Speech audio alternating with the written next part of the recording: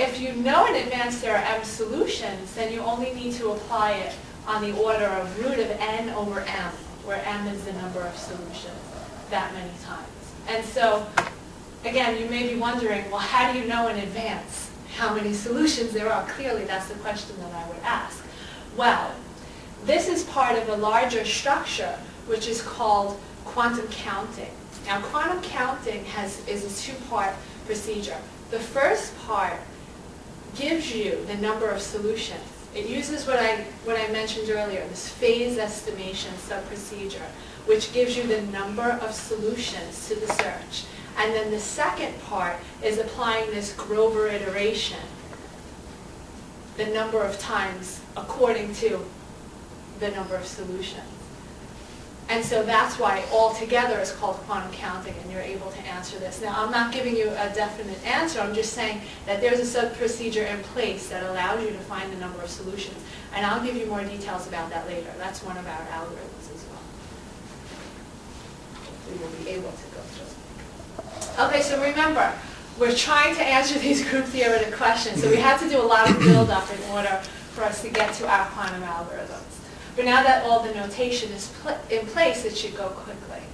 So let T be a non-empty set, and let L1, L2 to Lm be m non-empty finite lists whose elements lie in T, and we allow for repetition of elements. So our list intersection algorithm computes the intersection of these lists by searching for common elements among the lists.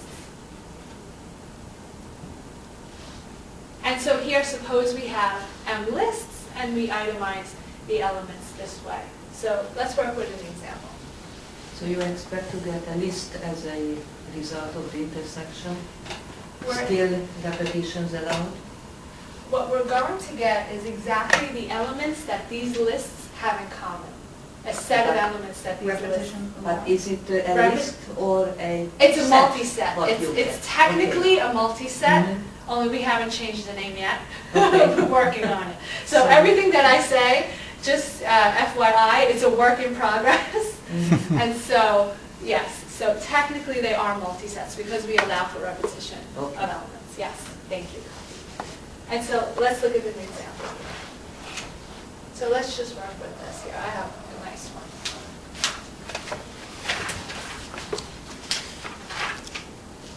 Let's see this one.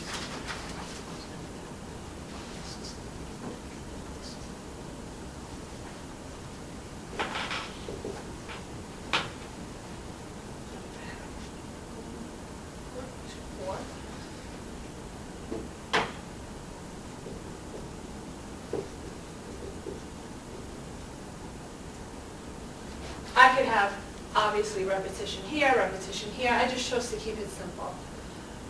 And so what we do is the following. So our search space is going to consist of all possible m tuples of elements of the lists. So, for instance, let's form the search space for these three lists. Now they're m tuples, so here we're going to have three tuples. So we can just start to list them. There are finitely many, right? So 1, 2, 1 is one. We can have 1, 2, 2 is another. We can have 1, 4, 1, 1, 4, 2. We can have 2, 2, 1. We can have 2, 2, 2, and so on. And so we have, here we have 4, here we have 2, here we have 2, we have 16 elements. That's our search space. And so if we're looking for elements that are common among the lists, look at your tuples that you created.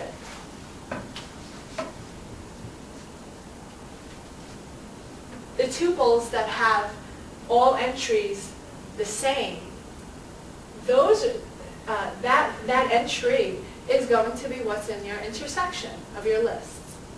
So by cleverly setting up your search space, you're able to come up with a set or a list to be sorted. It's not sorted, but the list can be searched. And that's exactly what we're going to apply Grover on, right here. So we're searching the m tuples for the one where the elements are the same. Or one. Not just one m tuple, it could be several of them, not necessarily just And they could one. repeat. They could repeat, exactly, depending on what kind of repetition you have. And so now we have to make this quantum, right? So we have to set it up carefully.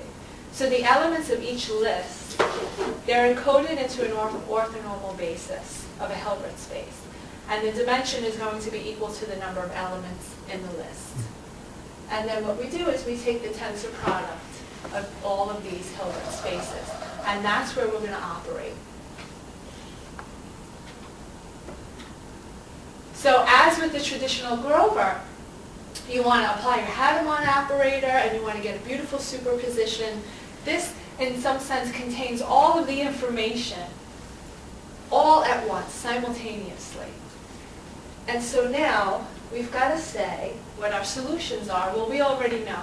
The solutions are going to be the m tuples that have entries the same.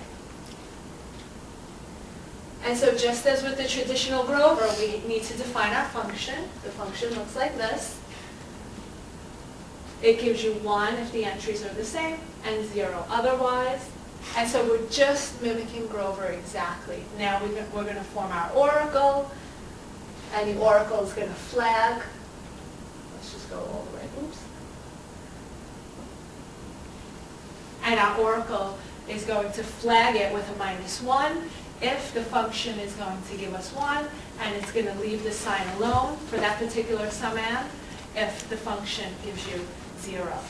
And so, as earlier, because the oracle qubit remains the same throughout the computation, you just don't even write it. You just write this here. And so the procedure is mimicking that of the traditional Grover. We start with our superposition. Here is our Grover operator. Looks like this. Here we have our oracle. We're going to talk a little bit more about this shortly. It can be interpreted geometrically. So if you're staring at this and wondering what on earth is that, what does it do? Well, we'll talk about it in a geometric sense soon. And then you perform your measurement.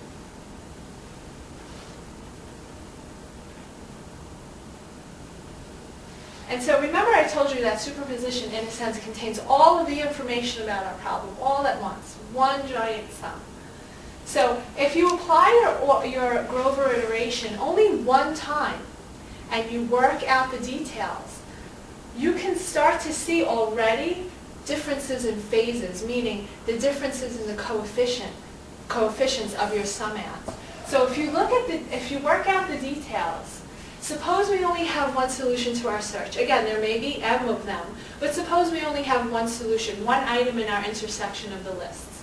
Then when you look at its summands in this giant superposition, you see that its coefficient is going to be 3 over root of n minus 4 over n root of n.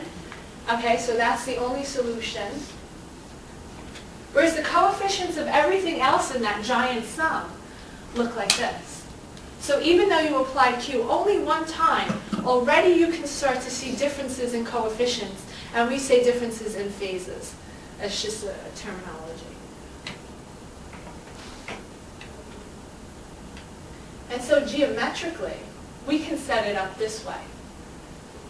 So we can view the action of this Grover operator as taking place in a two-dimensional subspace. Which is going to be spanned by the initial vector, which was our giant superposition after we applied our Hadamard. We can call that V1.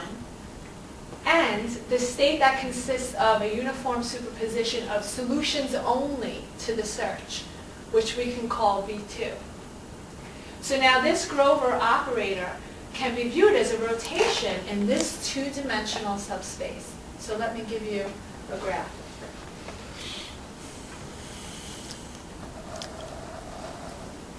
So remember, our V1 was our initial vector, that beautiful superposition.